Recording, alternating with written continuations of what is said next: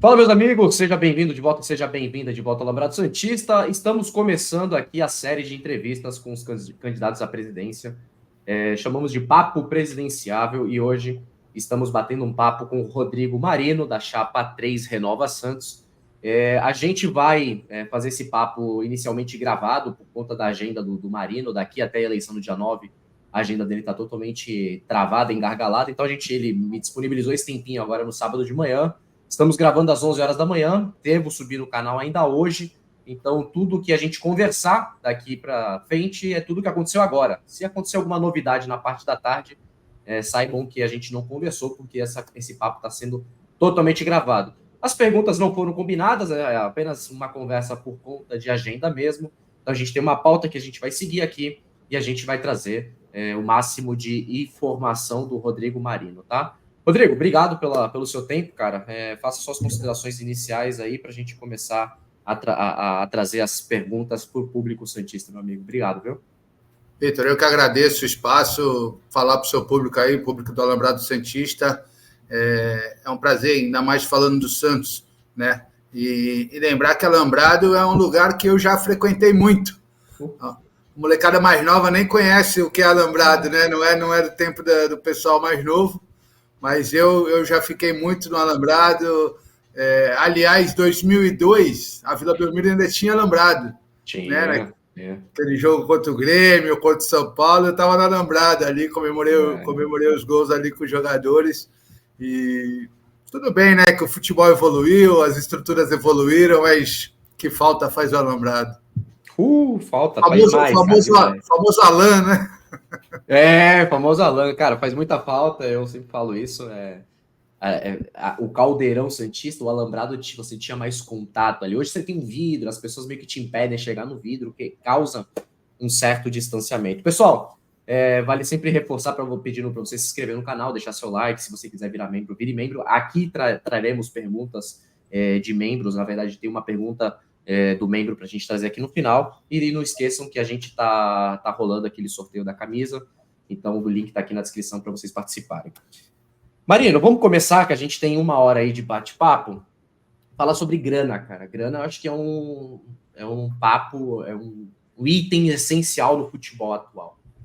O futebol atual, ele respira dinheiro, a Europa cresceu o futebol depois das injeções de dinheiro, e para o Santos a gente imagina que não seja diferente. Só que eu quero te perguntar o seguinte, cara, o Santos, ele já antecipou 30 milhões do Paulista, já perdeu aí pelo menos 10 milhões do início da Copa do Brasil, no qual o Santos não deve participar no ano que vem. E a gente vê Flamengo falando de investimento de 400 milhões para o elenco no ano que vem. A gente vê Palmeiras, que tudo bem que a Leila não é de fazer grandes investimentos, mas tem dinheiro, se precisar fazer grandes investimentos, eles o farão. Como que faz, Marino? Para você assume ali no dia 10, você já consegue ter autonomia para mexer em alguma coisa? Ou tem que esperar janeiro? Como que você recebe o clube, cara? Vocês têm noção hoje? Vocês conseguiram ter noção das finanças ou vocês estão se candidatando para descobrir depois se caso você vier a ser eleito? Vitor, essa é uma pergunta muito legal, sabe por quê? Porque é uma coisa que eu critico muito isso há muito tempo. Os presidentes do Santos, eles se elegem, sentam naquela cadeira no dia 2 de janeiro e aí eles fazem a seguinte pergunta: e agora? Sou o presidente, e agora? O que eu vou fazer? Né? E aí não dá tempo, porque aí o avião já está voando e não dá tempo de você... O que acontece? Você precisa se planejar antes, isso é fato, né? O presidente atual, com todos os erros dele, ele vai fazer uma coisa boa. Na segunda-feira agora, ele convidou todos os candidatos, tá, para fazer uma reunião lá na Vila, vai ser no CT, que ele vai passar um panorama geral financeiro do clube. Tá? Inclusive porque ele tem algumas ações que ele precisa tomar antes mesmo da eleição. Coisa de renovação de contrato, ou término de contrato, ou algumas ações que precisam acontecer antes da eleição, ele está tomando cuidado de dividir isso com todos os candidatos. Essa oportunidade vai ser uma oportunidade muito interessante para a gente poder tomar, de fato, conhecimento da situação financeira, o que nós vamos ter em janeiro, o que nós não vamos ter, né? O candidato que for interessado, que tiver realmente a noção do que ele pretende fazer, vai ter a oportunidade de tirar suas dúvidas ali e fazer seus questionamentos. Mas, independente dessa reunião que vai ter na segunda-feira, o planejamento ele tem que ser desde sempre, né? E aí o candidato precisa conhecer o Santos Futebol Clube, né? Claro, essa receita que foi antecipada do Paulista, mais a perda da receita da Copa do Brasil, vai fazer falta, aliás, vai fazer muita falta, muita falta. E não para por aí o problema, tá, Vitor? O problema é maior do que isso. Os contratos de patrocínio do Santos estão 95% vencendo agora, em 31 de dezembro. E a informação que eu tenho é que o Santos não se movimentou para renová-los. Então, a gente não vai ter receita do Paulista, a gente não vai ter receita de Copa do Brasil e não está sendo renovado o patrocínio. Como é que esse clube vai andar? Então, o candidato que tem planejamento, o candidato que está realmente interessado em fazer um Santos diferente, em tocar o Santos para frente, ele já tem que ir pensando muito bem isso, tá? Eu já estou tendo contato com pessoas que são do mercado, porque os contratos, por exemplo, vamos lá, vamos um por um. Os contratos de patrocínio, eles vencem dia 31 de dezembro. Se o patrocinador é um parceiro do clube e a gente não teve problema nenhum, se a gente tivesse tido problema, a gente saberia pela mídia, você assumindo o clube dia 11 de dezembro, a eleição é 9, sábado, 10, domingo, 11, segunda-feira, o eleito tem que estar lá, tem que estar no clube. Assumindo o clube dia 11 de dezembro, você já tem que fazer contato com esses patrocinadores visando reformar os contratos, renovar os contratos, se possível melhorar os contratos e já ter injeção de capital, injeção de renda no clube a partir de janeiro. Porque é o que eu sempre falo, né? Quem conhece o clube, quem conhece o fluxo de caixa, o fluxo financeiro do clube, sabe que esses patrocinadores, eles injetam 70% logo de cara, tá? Então, tem aí uma possibilidade de entrada de dinheiro no clube inicialmente, tá? A questão também da perda do Paulista, da Copa do Brasil, isso tudo vai fazer falta. Isso aí a gente está falando de um valor da ordem aí de 7 milhões de reais mês, aproximadamente. Vai fazer falta demais, principalmente no início. É quase a folha de pagamento atual, né? Não, a folha de pagamento é 14, é o dobro. Não, mas assim, ajuda bem na folha de pagamento. Ajuda. Então, imagina que já é muito, 14, né, para o time que nós temos, imagina perder metade disso. Então, vai dificultar bastante. Mas o fato é que existem outras receitas do clube. O clube tem a sua concentração de receita principal entrando no primeiro semestre. O segundo semestre é mais difícil que o primeiro, tá? Muito embora agora tenha dificultado o primeiro com essa perda aí que a gente já vai ter, mas existe sim no fluxo de caixa a chegada aí, a gente consegue começar o ano sem trazer nada de fora, tá? Sem falar, eu tenho isso, eu tenho aquilo, não. Quem conhece o clube sabe que em janeiro o clube consegue captar 30 milhões da sua receita recorrente, tá? Você consegue... A receita recorrente? Não, de onde vem a origem? Cotas de televisão. Tá. Rede Globo. Sabe aquela a Rede Globo tão malvadona que ninguém gosta? É ela que tem os clubes de futebol no Brasil. Né? Ainda é ela, não gostar, mas é ela que banca. Ainda é ela que banca, é ela que salva muita gente, né, cara? Todos os clubes. Uma grande fatia do faturamento do clube é Rede Globo, através de cotas de TV. Tá, deixa eu te fazer uma pergunta para não perder aqui. Então, você sabe me dizer, Marino, ou você vai descobrir na segunda, quantos patrocínios que estão acabando no dia 31? Porque eu acho que o Santos tem 8 hoje, né? Se eu não estou enganado. A informação que eu tenho é que só um não está acabando. Todos os outros estão acabando. É muita coisa, né? Mas a pergunta que eu te fiz é essa. Dia 11 de dezembro, você já pode responder pelo clube e ir lá negociar com esses caras? Ou você... Beleza, conversar todo mundo pode. Mas você já pode assinar alguma coisa? Você já tem autonomia para, antes da virada do ano, resolver isso? Ou só principalmente? Não, o patrocinador já sabe que você é o presidente eleito, ele recebe você, numa boa. Você consegue conversar, você consegue falar em nome do clube, e se precisar assinar algum contrato, o presidente que está saindo assina. Isso aí não vai engessar nenhuma renovação, não. Eu te pergunto isso porque a minha outra pergunta é justamente nessa linha, porque a eleição dia 9, dia 11, o novo presidente já estará dentro da Vila Belmiro, o campeonato acaba dia 6, a gente já sabe que agora, 25 de novembro, clubes que não terão eleições já estão se movimentando para pegar um zagueiro de um clube que está se rebaixando, um atacante que vem da Série B e tudo mais. E o Santos não pode fazer isso agora. Por mais que vocês, presidenciáveis, candidatos a presidente, possam estar conversando com um, com o outro, ter scout, ter uma noção, vocês ainda não podem colocar um contrato na mesa, e muito menos o Rueda pode fazer isso. O quanto isso pode te atrapalhar ao Santos a ficar para trás de contratações já para estar junto com o elenco no começo de 24? O Vitor, atrapalha aquele que não está indo atrás, sabe? Aquele que não está muito preocupado. Por exemplo, eu posso dizer para você que eu tenho 2 zagueiros praticamente fechados. Tá? 2 zagueiros de um nível... Um zagueiro nível seleção e um outro zagueiro nível muito bom. Nenhum dos 2 é do Santos, mas os 2 estão apalavrados. Né? Hoje eu não posso assinar. Eles estão jogando? Estão jogando. Estão jogando, tá bom. Estão jogando, estão se destacando nos seus clubes, tudo. Hoje eu não posso assinar, mas dia 11 o Santos pode assinar. Então eu posso trazer o atleta e o Santos assina com eles. Tá? Então, não é... E aí, na minha visão, como que nós precisamos começar o ano? Né? Você deve ter visto aí em outras lives, em outros programas, eu falar que a minha missão é devolver o sorriso e o orgulho para o torcedor santista, é montar um time para ser campeão paulista.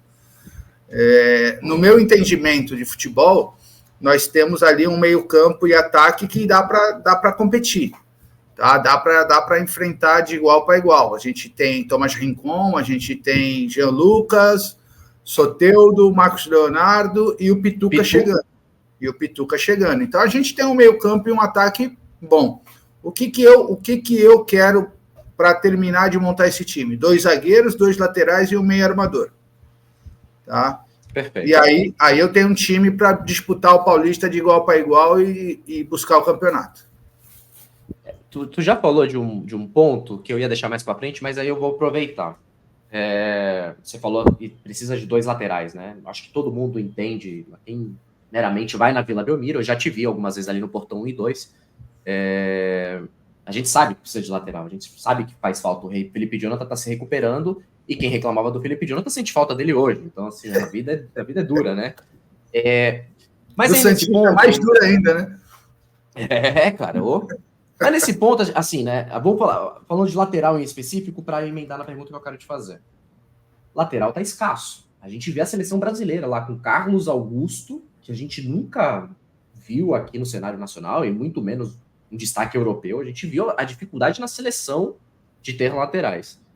E aí eu te pergunto, você acredita, na tua cabeça, como um possível presidente, se você assume a cadeira de presidente do Santos, você pensa que o modelo de futebol parte da tua análise junto com um gerente, um executivo de futebol, ou você entende que o modelo é ao contrário? Você traz um técnico ou mantém o Marcelo Fernandes, aí a gente vai debater isso daqui para frente, e ali ele determina se ele quer os laterais e qual tipo de lateral. Por que eu te falo isso? Porque trazer lateral, a gente pode ter análises e tal, mas a gente recentemente tem histórias de laterais que vieram, porque o problema não é ter o lateral, e sim como ele se posiciona, se ele é mais defensivo, mais ofensivo, se ele cruza melhor por cima, se ele cruza melhor rasteiro, porque a gente teve, de pouco tempo para cá, a gente teve Chiquinho, Mena, João Lucas, Auro, são caras que não trouxeram resultado. Então, como que você entende? Você entende que, na tua análise, você entende que esses laterais farão bem ao clube, e você entende que o caminho tem que ser inverso? O técnico valida junto com uma equipe de futebol específica. É isso daí, o caminho é esse, Vitor. A gente senta com a comissão técnica, apresenta algumas possibilidades, algumas opções para eles, né? Claro, não é o treinador que decide qual o jogador que vai vir. Ele pode até pedir, né? Mas não é um treinador que vai decidir qual o jogador que vem. O clube é que tem que ver o que ele consegue, né, oferecer para o treinador, e aí oferecer para ele 2, 3 opções, e aí ele, dentro do modelo de jogo dele, dentro do que ele planeja para o time, ele fala, esse atleta aqui vai se encaixar melhor no meu esquema. Eu penso que tem que ser por aí. Por quê? Porque a gente lembra do Sampaoli, né? Só para exemplificar o que eu estou falando, né? O Sampaoli veio, buscou contra o próprio Sampaoli, praticamente contratou meio time, depois ele foi embora e o time ficou aí. Eu dou outro exemplo. Os três jogadores do Água Santa que chegaram no Santos. Chegaram, o treinador mudou e o treinador que chegou não gostava do estilo de jogo deles. Então, aí parados os 3 jogadores sem utilização. Então, tem que ser conversado? Sim. Mas o clube apresenta as opções para a comissão técnica dentro daquilo que eles já montaram de perfil e aí escolhe-se dentro daquelas opções. E aí você disse que você tem 2 zagueiros apalavrados e tudo mais. Corre o risco de você chegar e assumir, apresentar esses 2 nomes e um técnico que for da sua escolha, ou o gerente, ou executivo de futebol ali, falar, cara, melhor não, e voltar atrás?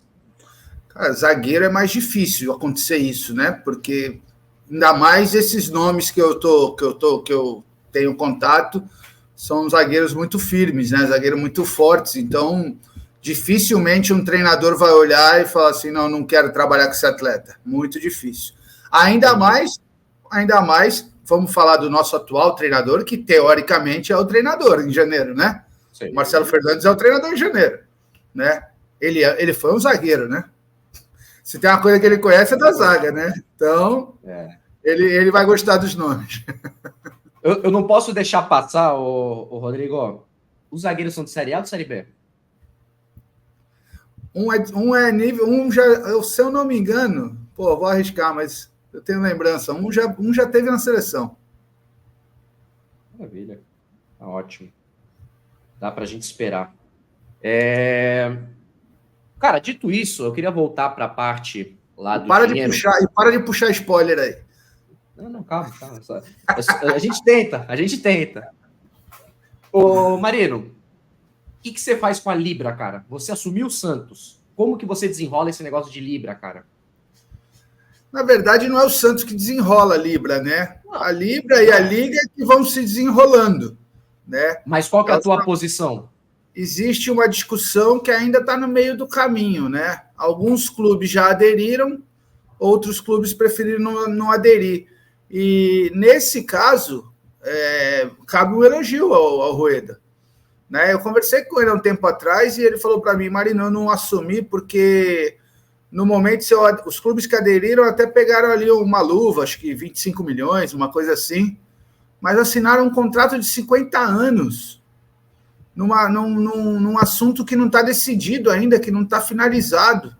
Eu falei, uma loucura, seria uma loucura da sua parte. Ele falou, pois é, foi até tentador, porque 25 milhões me ajudava em 2 folhas de pagamento. Mas não dá para assinar um processo que ainda está sendo discutido. Então, tanto a Liga como a Libra, elas ainda estão em discussão, ainda não, sabe, os clubes podem não, né? Os clubes são protagonistas dessa discussão, mas ainda é embrionário, porque tem muita coisa para se definir ali, tem muita discussão em termos de valores, em termos de tempo de contrato, em termos de direitos, sabe? Então, é uma discussão que ainda está acontecendo. Eu imagino que ainda está longe de terminar essa discussão, bem longe. Mas a gente hoje tem 2 frentes, né? Sim, mas sem dúvida, a ideia é muito boa para os clubes, porque os clubes passam a discutir ou passam a receber o recurso direto da Liga, né? Vamos falar Liga, vale para as duas. Passam a receber os patrocínios, o recurso direto da Liga. E aí você aumenta o valor. Tudo bem que aumenta para todo mundo, tá? Então, é uma igualdade de condição. E aí, quem souber fazer melhor uso é que vai ter a sua vantagem. Então, desse ponto de vista financeiro, não tenha dúvida que é bom. Não tenha dúvida que é bom. Então, mas é o que eu digo. Tem uma série de discussões aí que envolvem isso. E até a dona CBF se envolve nisso. Porque ela vai perder esse comando, né? E ela ganha com isso. Ela ganha dos patrocínios também. Então, é preciso estar ali naquele calor da discussão para entender até que ponto que a CBF realmente apoia isso e não apoia? Porque ela perde uma fatia ali, né? Perde, mas é aquilo, né? Os clubes unidos talvez não tem muito o que fazer, porque a CBF não. Ela tá mais atrapalhando do que ajudando hoje, em termos de calendário, em termos a data FIFA, que a CBF não ajuda, a questão de convocação, exposição dos seus atletas. Então, o calendário ali, os dias, tem que ser muito conciliado com o horário do que a Globo manda. Então, isso aí, talvez uma liga saiba administrar melhor do que a CBF. Mas, de qualquer maneira, a CBF continua sendo o órgão máximo que rege o futebol brasileiro. Então, a todo momento, vai ter que se ter um diálogo, vai ter que se ter uma discussão ali com a CBF para encaixar, né? E quem será o presidente dessa liga, por exemplo? Teoricamente, será o presidente de algum clube, né? Me fala hoje qual é o clube que... Me fala hoje o nome de um presidente que você fala, ó, esse presidente aí, ó, é o cara indicado para ser o presidente da liga. Difícil. Vamos para a próxima pergunta. Então, difícil. Você vê como é uma discussão ainda longa, sabe? É uma discussão... Sim. Nós não temos hoje um nome tão assim que vá sentar lá e tem um entendimento perfeito dos problemas do futebol. Por que eu falo isso? Porque todos os clubes têm problema com a sua gestão, né? Então, imagina que quem tem problema com a sua gestão vai ser o presidente da liga também. Ô, Marino, vamos passar rapidamente aqui para falar sobre equipe técnica. O que você... Eu vi você falando em alguns lugares que você pretende manter o Marcelo Fernandes, ou estou enganado? Não, o que eu digo é o seguinte, o Marcelo Fernandes e o Galo, eles pegaram o clube num rabo de foguete muito grande, né? E... Só um segundinho. Gui, eu já te ligo aí, eu estou ao vivo aqui, tá? Falou. Eles pegaram o clube, o time num rabo de foguete muito grande ali, quase que rebaixado, e engrenaram um trabalho muito bom, e hoje eles têm 66% de aproveitamento dos pontos disputados. Sim. Teoricamente, se eles estivessem desde o começo do campeonato, eles estariam nas primeiras posições, disputando primeiras posições. Em cima disso, a gente tem que reconhecer o trabalho dele, e o trabalho deles se valoriza pelo próprio resultado. Então, iniciando o ano, e isso vai acontecer daqui pouco mais de um mês, a gente precisa considerar o Marcelo Fernandes e o Galo, sim, como peças totalmente aprovadas, tanto como treinador, quanto como o Galo hoje é coordenador, mas fazendo essa função de coordenador, de executivo, eles deram certo, eles aprovaram. Então, eu tenho dito o seguinte, claro, vou sentar e conversar com eles, mas eles só não ficam para o ano que vem, se eles não quiserem. Por quê? Porque os números deles falam pelo trabalho deles. Eu vou te provocar com relação a isso aqui, Marino, só para a gente trazer mais assuntos.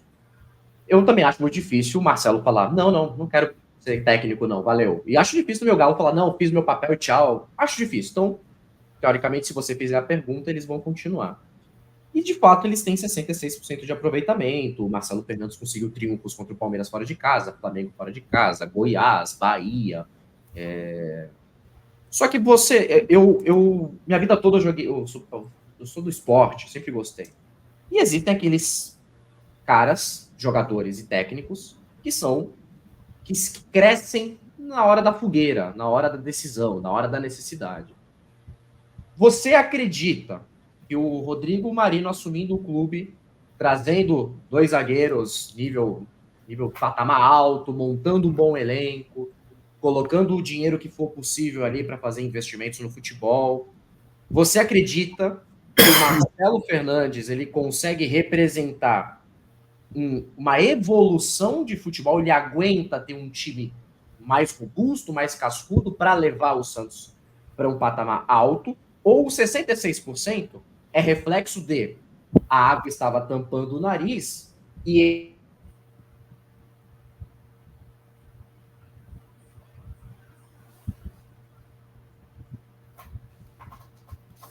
ele saber o que você 66%, né, deu uma queda na pergunta? Você escutou? Deu uma travadinha. Então, você falou, a água estava tampando o nariz. A água estava tampando o nariz e aí não tinha muito o que fazer. Os jogadores se fecharam com ele, eram todos os jogos, 10 jogos, 10 decisões.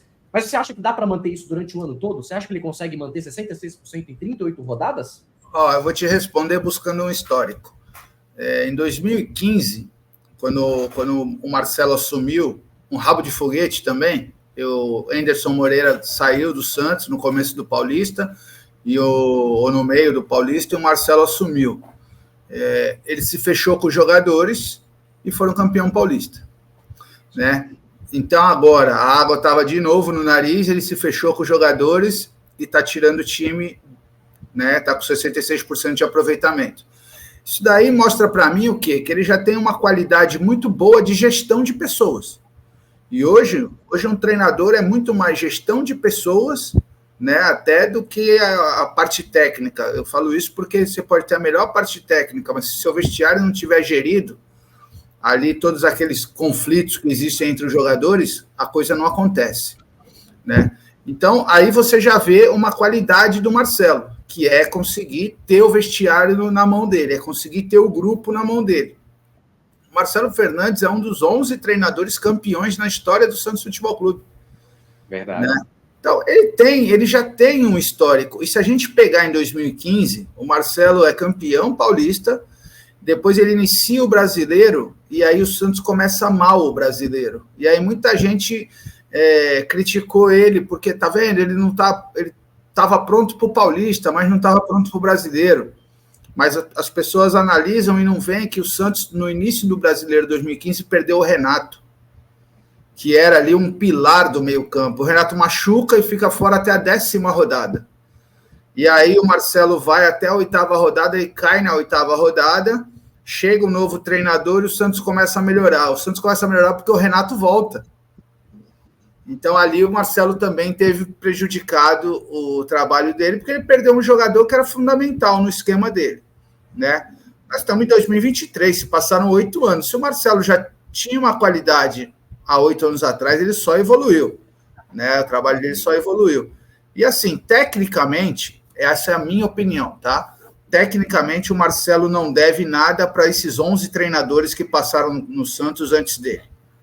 A minha opinião, não deve nada. Ele tem uma gestão de pessoas muito boas, isso é comprovado com o título de 2015, com agora que ele assumiu e com todas as vezes que ele segurou o rabo de foguete no Santos. Então, eu entendo que se você trouxer peças de reposição, peças que fortaleçam o grupo, o trabalho dele tende a crescer, não tende a não segurar a onda, né? Eu acho que ele é um cara muito, muito já rodado no futebol. Agora, quando eu falo que precisa conversar, eu falo do seguinte ponto, né? E eu falo que quem vai tomar a decisão é ele. Porque hoje o Marcelo é interino, faz parte da comissão fixa, e ele está interino no cargo, fazendo um belo trabalho e ganhando o salário de um interino. A partir do momento que ele se torna treinador de verdade, naturalmente ele tem um aumento salarial, mas ele se tornou treinador. E aí, a maior certeza que existe no futebol é que o Marcelo Fernandes vai cair. Sim. Ele vai, porque ele virou um treinador. O treinador sempre cai, né? Já está demitindo o cara? Não, o futebol mostra que o treinador cai. Em algum momento o treinador cai. Depois de 1 ano, depois de 2 anos, depois de 3 anos. Né? O Abel está aí bastante tempo, mas o restante dos treinadores caíram. Né? Então, isso aí faz parte da vida do treinador. E aí, o Marcelo que vai decidir se ele quer virar um treinador de verdade, seguir essa carreira de treinador, ou se para ele é mais interessante continuar na condição de comissão fixa e se tornar interino quando o clube precisar. Né? Você quer um exemplo? Te dou um exemplo. Um cara que optou a vida toda por ser comissão fixa. Newton Cruz, no São Paulo. Né? Newton Cruz no São Paulo, ele fez a carreira dele, era uma opção dele, ele era importantíssimo na comissão fixa do São Paulo. Todos os treinadores do São Paulo tinham o alicerce no Newton Cruz ali, ele é vitoriosíssimo no São Paulo nessa posição. O que aconteceu o dia que ele virou treinador? ele caiu e sumiu. Então, quer um exemplo? O próprio Claudinei aqui no Santos. Ele era interino, depois ele assumiu como técnico fixo, foi tentar sua carreira e não parou em nenhum clube grande. Então, e graças a Deus o Claudinei está muito bem. Seguiu a carreira dele, teve bons trabalhos, não chegou a dirigir nenhum clube grande, mas fez a carreira dele, é um vitorioso no futebol, digno. É isso que eu digo. O Claudinei, ele escolheu virar treinador, aí ele foi embora, aí ele foi seguir a carreira dele. Ele optou, agora eu sou treinador e agora eu vou seguir minha carreira. O Marcelo vai ter que fazer essa opção. Marino, eu quero ser treinador, a partir de agora eu vou seguir a carreira de treinador. Ele está efetivado como treinador. Em algum momento, ele vai encerrar o ciclo no clube, daquele momento, né? Não para sempre, mas naquele momento, e ele vai buscar um outro time, né? Então, por isso que eu digo, por isso que eu falo assim, eles só não ficam se eles não quiserem.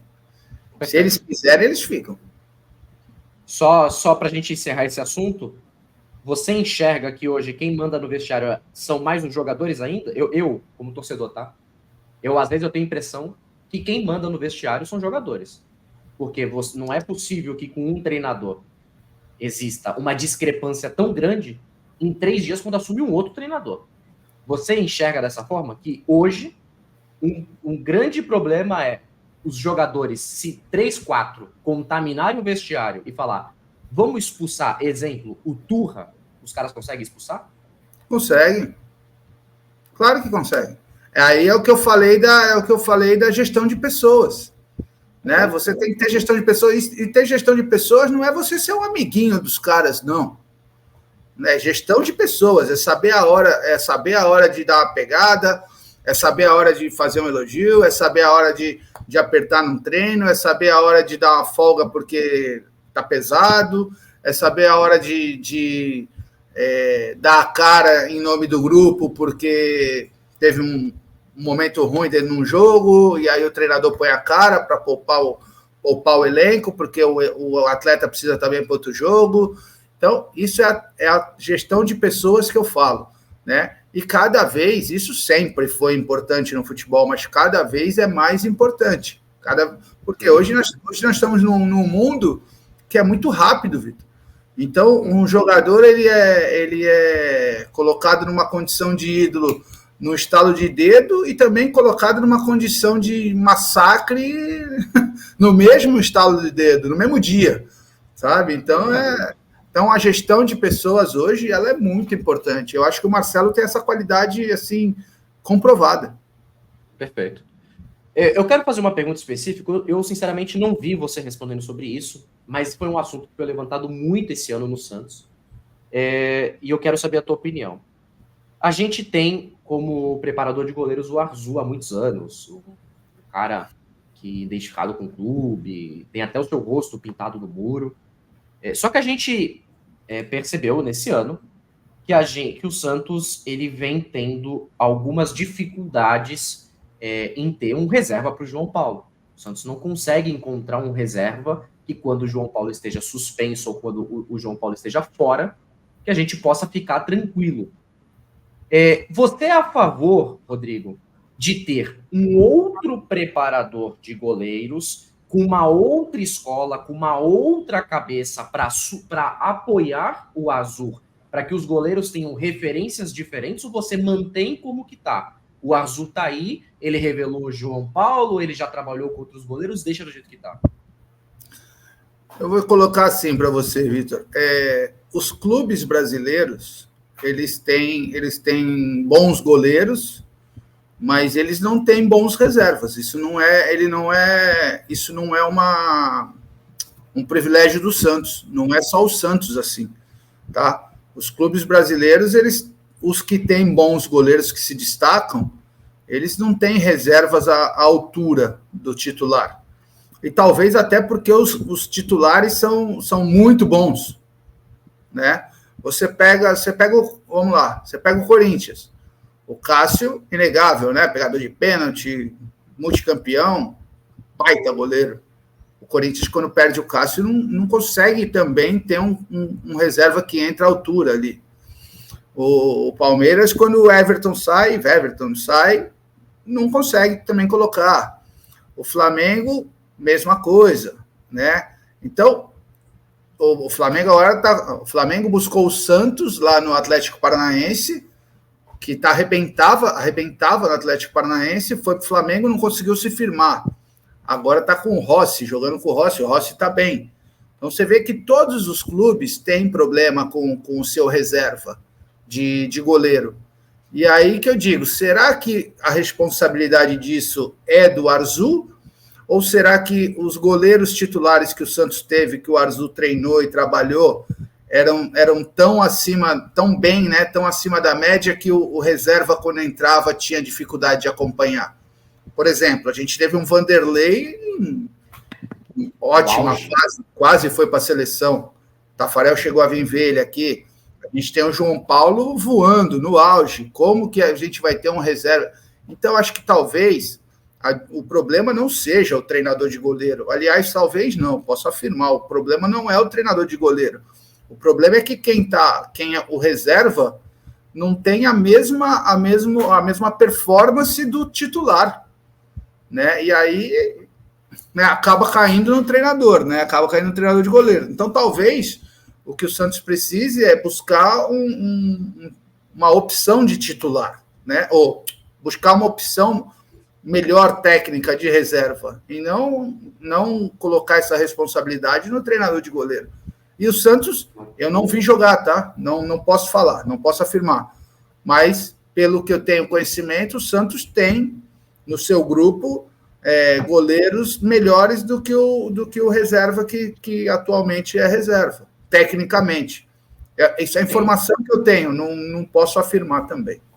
Não, perfeito. Eu te perguntei isso porque a gente vê que recorrentemente a gente tem goleiros treinados pelo Arzu. Eu não acho que é uma culpa, só acho, de novo, escolas, dificuldade de saída aérea, dificuldade de saída de ligamento. O cara pega no escanteio, faz a ligação direta para achar um atacante. Os nossos goleiros recentes têm essa dificuldade. O Vanderlei foi para o banco porque o São Paulo entendeu que o Everson jogava melhor com o pé. E o Everson não era da escola do Arzu.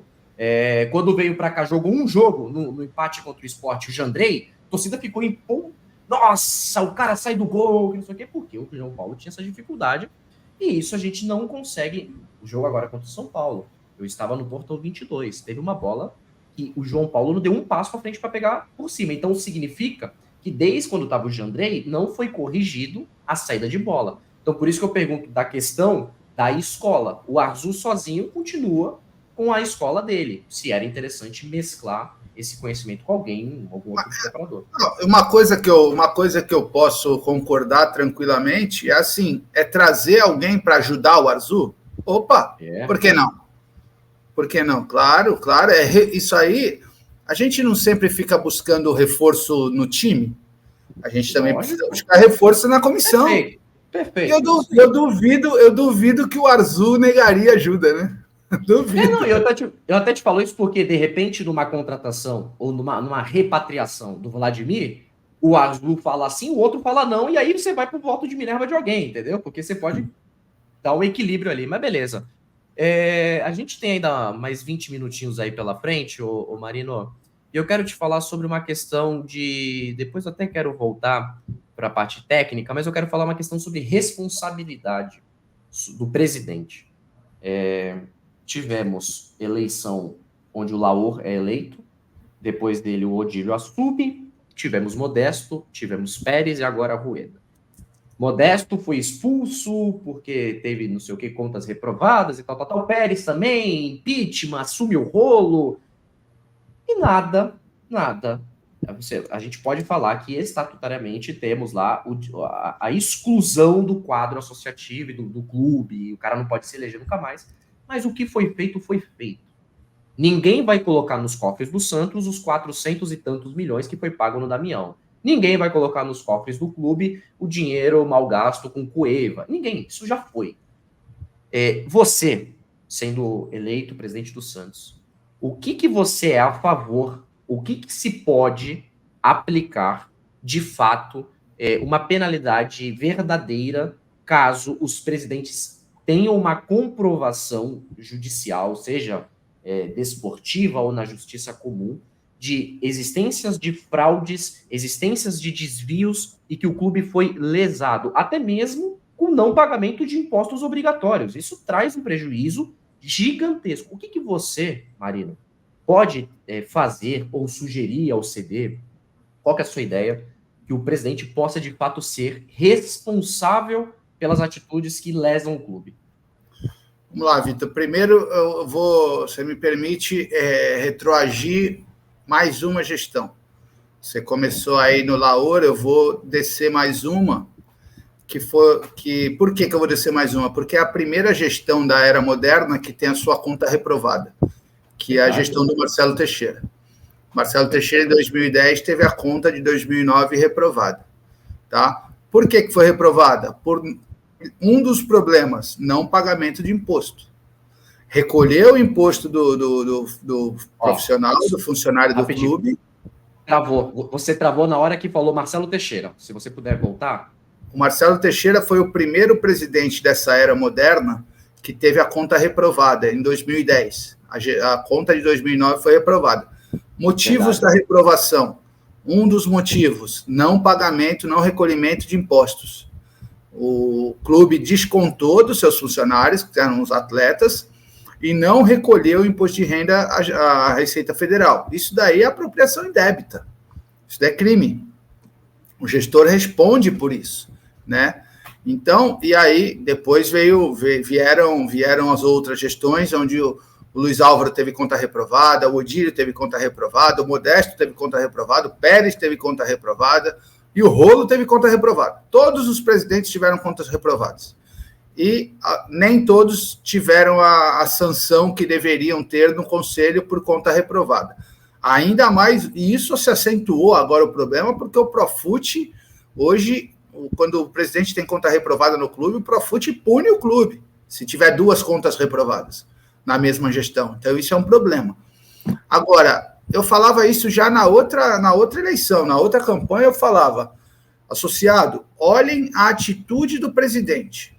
Se o presidente que ganha a eleição e assume o clube com 6 meses de gestão, ele não tomou nenhuma providência legal a respeito do último presidente que teve conta reprovada, é porque ele pretende que na frente ele não quer também ser incomodado, ele quer dar continuidade, um presidente passa a mão na cabeça do outro, sabe? Então, se até 6 meses de gestão o presidente não foi em cima do último presidente com conta reprovada, é porque ele não está afim não é arrumar essa briga, ele não está afim de defender os interesses do clube, porque ele tem que ir para cima. Você acha que o Rueda terá conta reprovada de 2023? Não sei, acho que tecnicamente não. Tecnicamente, não. Uma coisa que é importante ficar claro, né? Porque todo presidente, quando tem a sua conta reprovada, ele diz que essa reprovação é política, que é uma perseguição, e etc, etc, etc. E não é verdade isso, tá? Isso é só uma narrativa de defesa. As contas são sempre reprovadas tecnicamente. Elas são reprovadas contabilmente, tá? Todas elas, todas. Eu participei da maioria, tá? E a minha formação é administração, eu sou também técnico em contabilidade, então eu entendo desse assunto. As contas, todos os presidentes sempre foram reprovadas tecnicamente, contabilmente. Nunca foi político, não. E o Rueda, eu acho que a conta dele, contabilmente, não vai ser reprovada. Ainda mais, corria o risco disso acontecer se ele não tivesse antecipado esses 30 milhões. Para mim, uma vergonha. Para mim, uma vergonha ele entrar no recurso do próximo presidente, e ele só fez isso para não ter a sua conta reprovada. E por que ele não tinha recurso para acabar o ano? Por conta dos erros de gestão dele. Tá? E aí ele avançou no próximo presidente. E aí, vamos lá, eu corro o risco da minha conta do primeiro ano ser reprovada porque eu começo o ano desfalcado. Mas tudo bem, o jogo é jogado. Eu já sei disso, eu tenho 1 ano para correr atrás disso, para não ter problema. Né? Agora, contabilmente, eu acredito que a conta do Rueda não tenha motivo de reprovação, não. Eu acho que o modelo, às vezes, ele é um pouco falido, porque sempre é isso. O primeiro ano dá-se o tempo que o presidente precisa, segundo ano começa a pressão, terceiro ano começa a pedir impeachment, fazer tudo porque é ano eleitoral. E é uma bola que se perde. Isso aí eu vai tinha outras perguntas. Isso aí vai mudar quando alguém assumir no primeiro ano já conseguir mostrar um resultado. E o resultado, muitas vezes, infelizmente, não é só financeiro. Às vezes precisa do troféu. Porque o troféu acalma as coisas, né? É isso que é a questão. Marina, a gente tem 15 minutos, eu tenho mais 3 pontos, mas eu tenho uma pergunta que eu tinha esquecido de anotar. E para mim a pergunta-chave, cara. Como o problema hoje do Santos é arrecadação. O Santos hoje tem um problema grave de arrecadação. Como? Porque eu enxerguei que movimentos de Flamengo, de Atlético Mineiro, de Palmeiras, aposta-se colocando um baita dinheiro em elenco, se bater campeão com as premiações e os patrocínios que essa visibilidade deu, paga-se isso e tenta girar a roda. E muitos clubes fizeram esse investimento alto, não conseguiram, quebraram e perderam tudo. Como faz, Marino, para arrecadar mais, para poder investir de fato em futebol, para que não se invista mais em futebol e arrecade menos e isso faça o clube quebrar? Vamos lá. Primeiro que o clube de futebol é futebol. É de dentro das 4 linhas, é de dentro do tapete verde que sai o dinheiro. Tá? Então, precisa sim ter um investimento, precisa sim montar um time campeão, um time competitivo, porque é a partir do resultado que dá no campo que você consegue o retorno financeiro.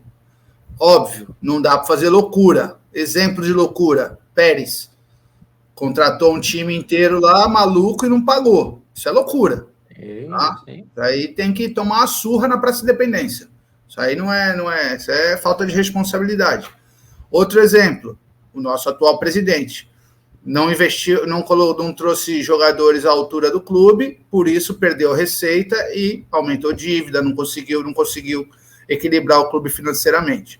O clube pode ter sua dívida hoje organizada, mas a dívida cresceu. Tá? Cresceu aí pelo menos 30%, porque não tem receita. E também até porque você alonga, beleza, você alonga, você faz fund, mas queira ou não, você está alongando com juros, você aumenta, você parcela, mas a dívida aumenta. Não tem o juro pode ser mais barato, mas de qualquer forma é juros. Então, como que você consegue equilibrar o clube? Tendo premiação, tendo valorização dos seus atletas, tendo valorização dos resultados, com isso você atrai patrocinadores, tendo resultados, com isso você aumenta quadro de sócio, tendo resultado, com isso o seu marketing trabalha melhor e você consegue gerar novas receitas. Tá? Então, não tenha dúvida que precisa de um investimento no campo. E aí, é o que eu digo, eu não falo assim que eu vou fazer um time campeão da boca para fora e discurso de candidato. Não é isso não, eu falo o que eu vou fazer. Eu mostro que eu sei o que o Santos tem e o que precisa buscar. O Santos tem um meio campo e ataque que é competitivo, é nível de buscar campeonato. Né? Principalmente o Paulista. No Paulista, teoricamente, nós temos um time a bater. Os outros são iguais. Né? E aí na final vamos brigar. Se você pegar a última final do Paulista, foi o Água Santa contra o Palmeiras, e o Água Santa ganhou a primeira.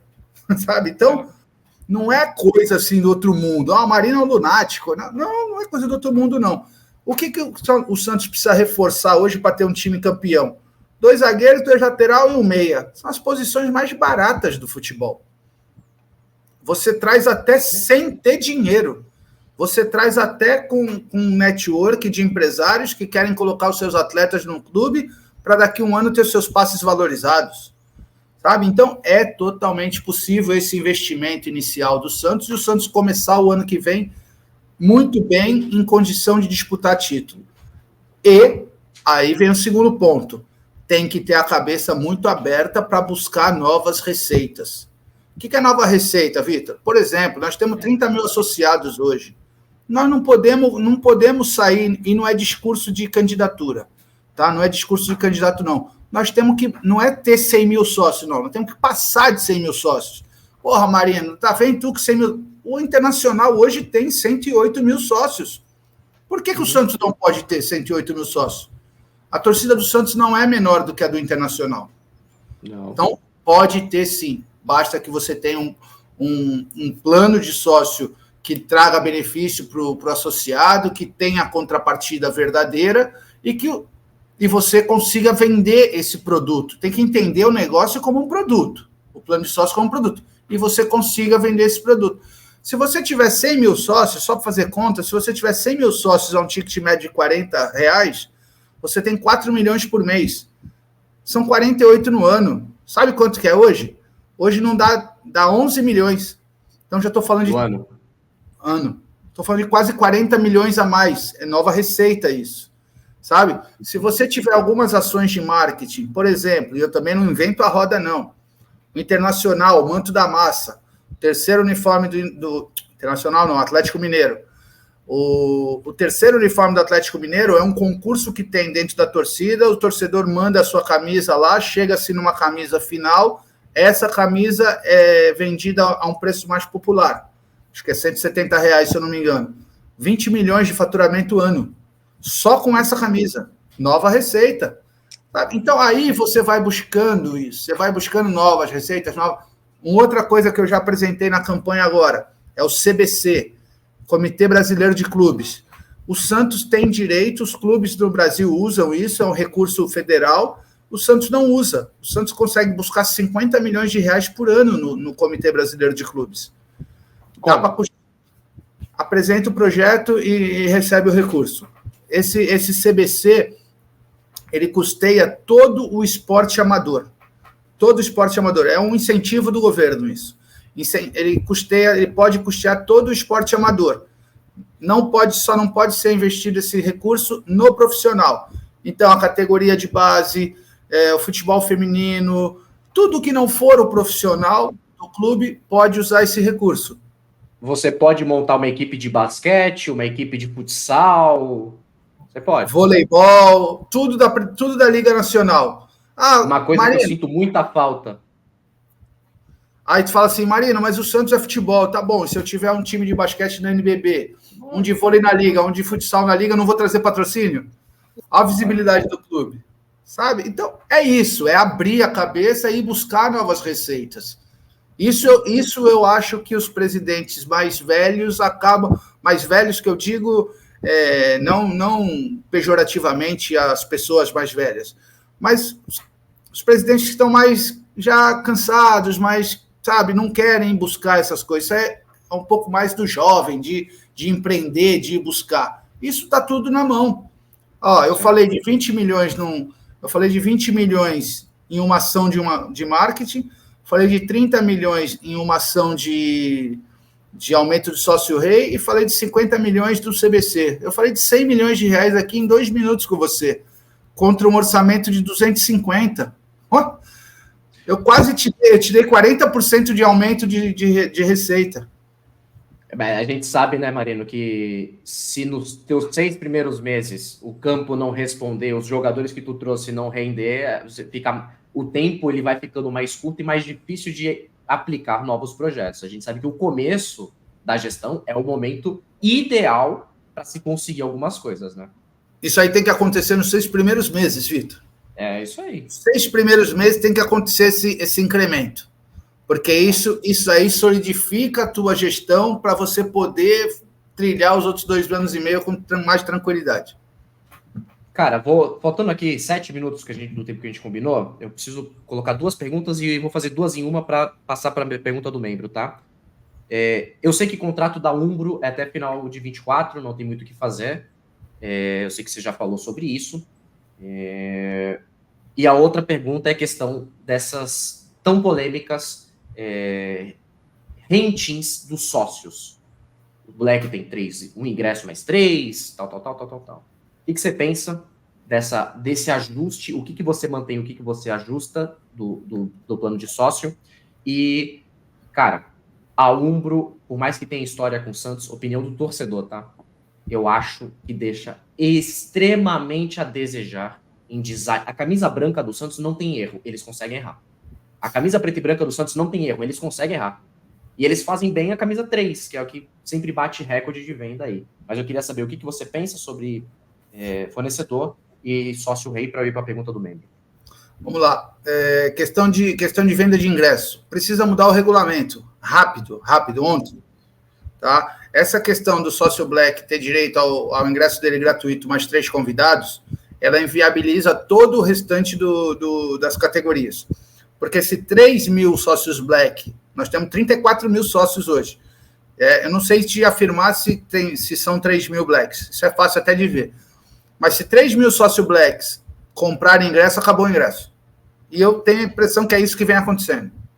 É um pouco... Eu concordo contigo, mas porque assim, o Black só em si, ele começa com 4 estrelas. Porque o ponto é o ranqueamento, né? Hoje, tem sócio Silver, que frequenta todos os jogos, e ele é rating 5 também. Então, assim, eu enxergo, Marino, que a frequência é uma coisa positiva, porque eu estou todos os jogos na Vila Belmiro. Todos os jogos eu estou lá. Porra, se tiver uma final do Paulista e eu ficar de fora porque eu sou Silver, é sacanagem. Eu acho que o ranqueamento, ele é interessante. Você não acha que o ajuste seria, 3 ingressos pro Black? É isso. O ajuste é de quantidade. Perfeito. O ajuste é só de quantidade. O cara é Black, ele tem prioridade. O cara é Black com rate 5 estrelas, porra, tem que buscar ele na casa dele, tapete vermelho. É lógico. Agora, Black com 1 mais 3 é muita coisa. Pode ser 1 mais 1. E aí você abre, aí você democratiza, aí você dá prioridade, você dá a chance de todos comprarem. O Black é Black, de repente é o dele de graça e a gente abre, a gente pode... É questão de sentar e discutir, mas vamos lá. Aqui, ó, uma discussão agora. Coloca o Black, o dele é gratuito e o dele é o que abre primeiro. O Gold abre no dia seguinte, com 75%, se eu não me engano, e o Silver abre no outro dia com 50%. Você deu a chance de todo mundo. Agora você abre novamente o Black com mais um para comprar mais um convidado, você abre o Gold para mais um, o Silver para mais um. Você vai dando a chance para todo mundo, uma chance igual, sabe? Claro, o Black sempre vai ser o primeiro, porque ele paga mais. Agora, você tem que dar chance para os outros também. Né? Abre a venda de ingressos com uma semana de antecedência. Você consegue escalonar tudo o que você quiser de regulamento. Sabe o que vai acontecer agora no Santos e Fluminense? Um rapaz me chamou, um torcedor que mora longe, falou: Vitor, tem cambista ao redor da vila? Eu vou ter que comprar de cambista. Porra, não é legal comentar esse tipo de coisa, cara. O cara me chamou de Palmital ontem. Palmital, no interior de São Paulo. Sim. Pedindo, pelo amor de Deus, para mim arrumar 3 ingressos. Falei, cara, não tem. Mas tá indo 3 pessoas aqui de Palmital. Eu falei, cara, já manda os caras preparar, que custa R$300 o ingresso. Tem ingresso sobrando, tá?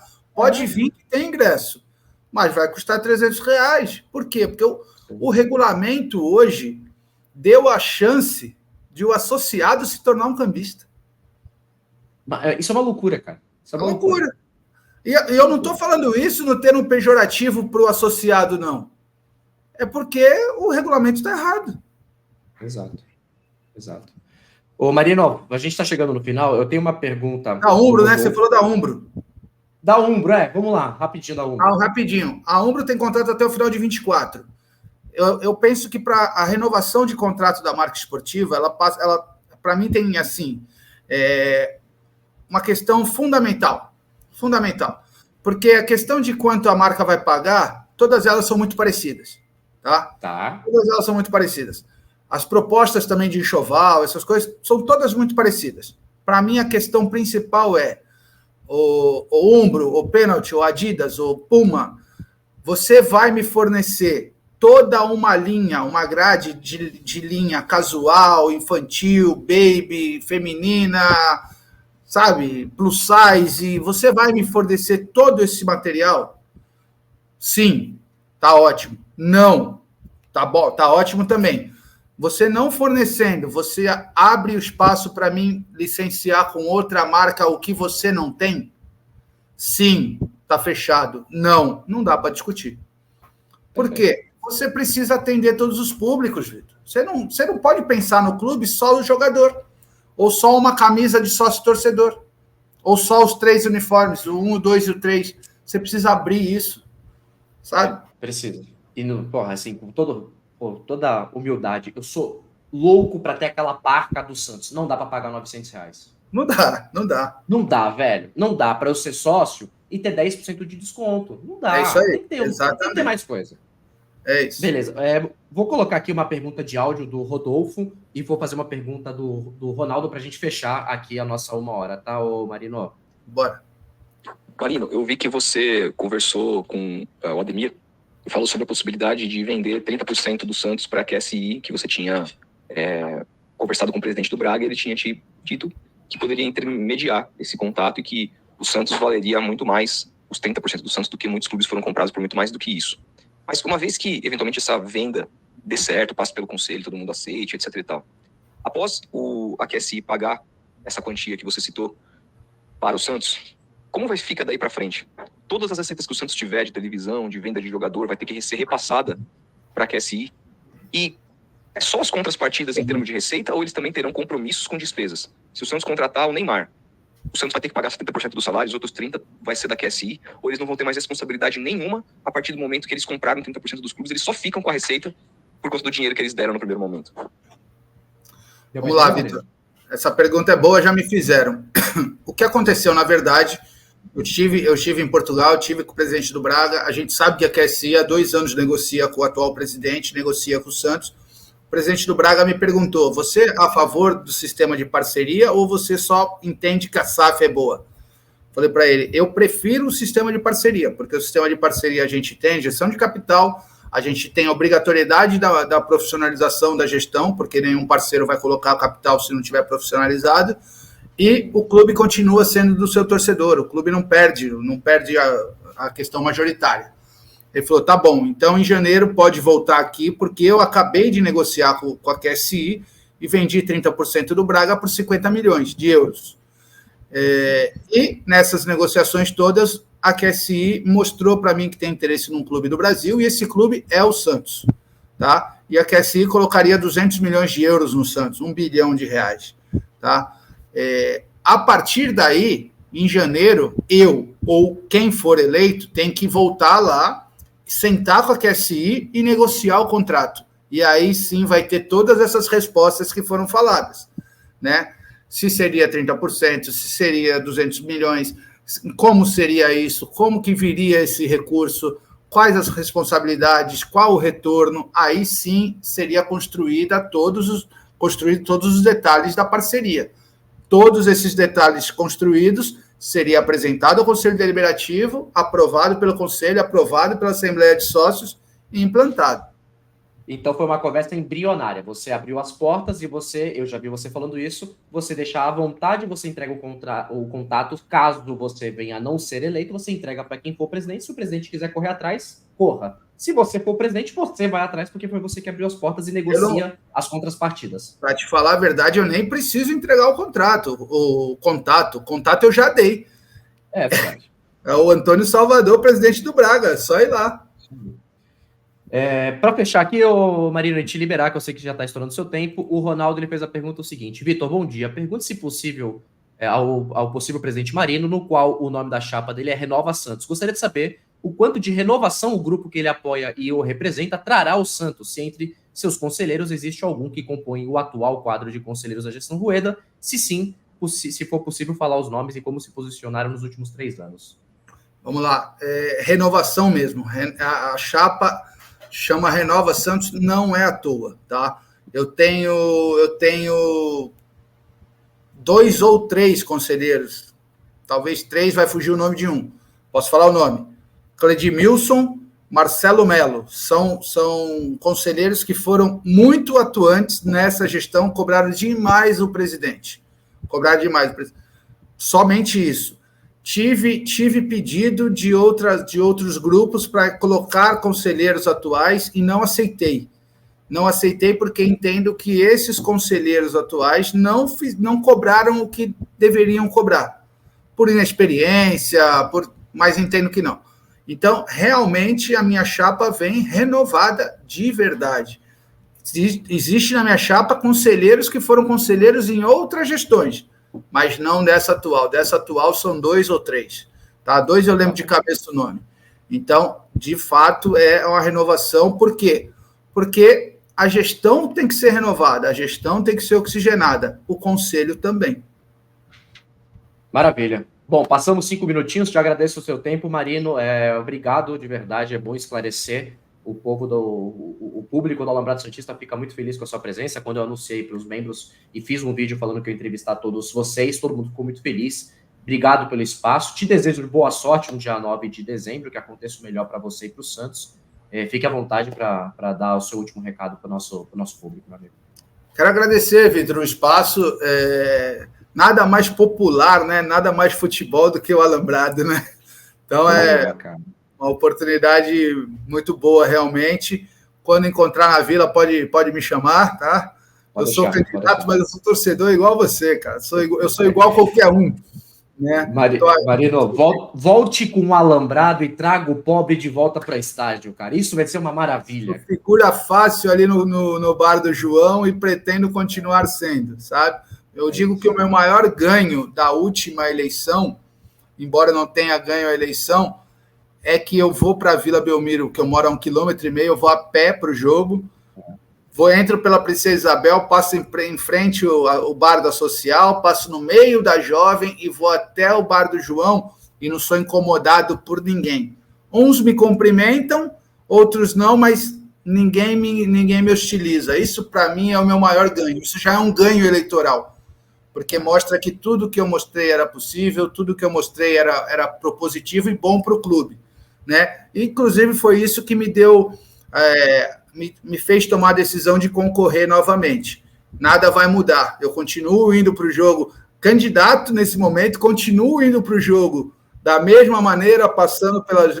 Né, e sem ter problema nenhum, graças a Deus. E eu digo, o dia que eu tiver problema na Vila Belmiro, é melhor não ir mais lá. Porque Vila Belmiro é minha casa. Eu fui criado ali, então é melhor eu não ir mais. Agradecer a oportunidade e dizer que estamos aí. A ideia realmente é trazer o povo mais para perto do Santos. É isso aí. Obrigado, Rodrigo. Você que acompanha até agora, não esquece de se inscrever no canal, deixar o seu like aí.